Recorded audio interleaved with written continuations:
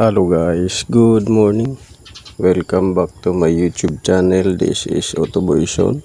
So ngayong araw na to guys, magsishare ako about this Yamaha YBR 125 or 150. Parehas lang naman ang ano nito, wiring.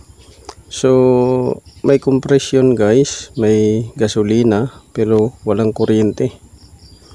So yun yung isi-share ko sa inyo ngayon kung bakit ayaw mandar nito. So ang ano nito, based on checking, ay nag-short. So tatlong piyesa yung naapektuhan: yung battery, rectifier or regulator, at saka yung ECU CDI. So bakit nasisira to?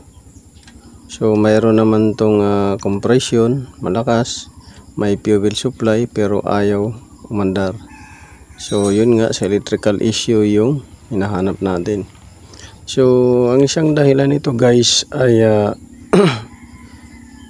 minsan yung battery guys, sa sobrang kalumaan na, pag nag-failure yan, magde-drain lagi. So yung si CDI ECU minsan nagpipilyor na rin dahil kakalat na yung ano niya doon,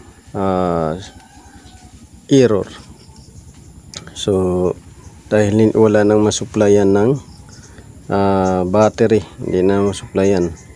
So ito guys, retro bike to na modified.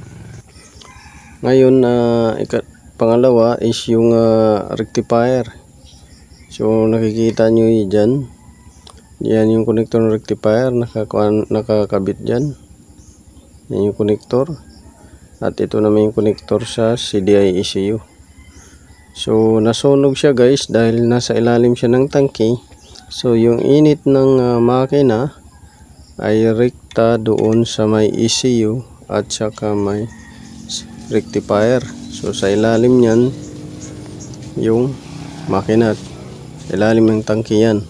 So papakita ko sa inyo kung ano yung itsura.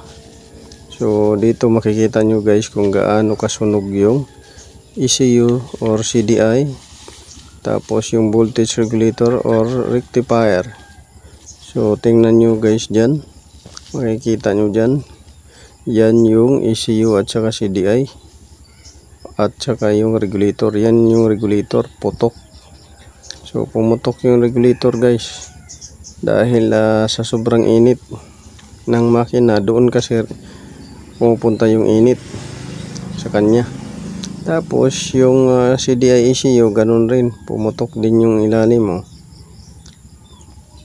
Dahil ang maganda dapat nito nung kinabit nila ay binalot ng guma na ng interior, pinasok para hindi siya mapiktuhan. Yan kasi walang balot. Tapos sa ilalim niya is yung makina mismo. So yung init, singaw ng makina diretso dyan sa taas.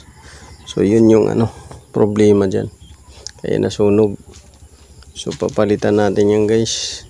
Mayroon na tayong binili dyan na pyesa. Ito battery, binili na tayo, at saka yung regulator.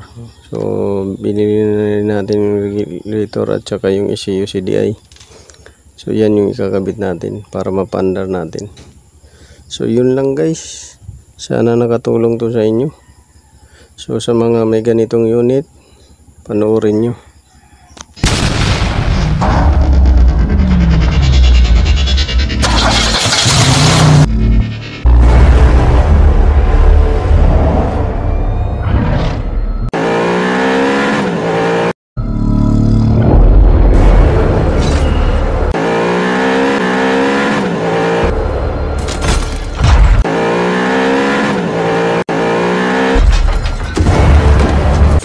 Make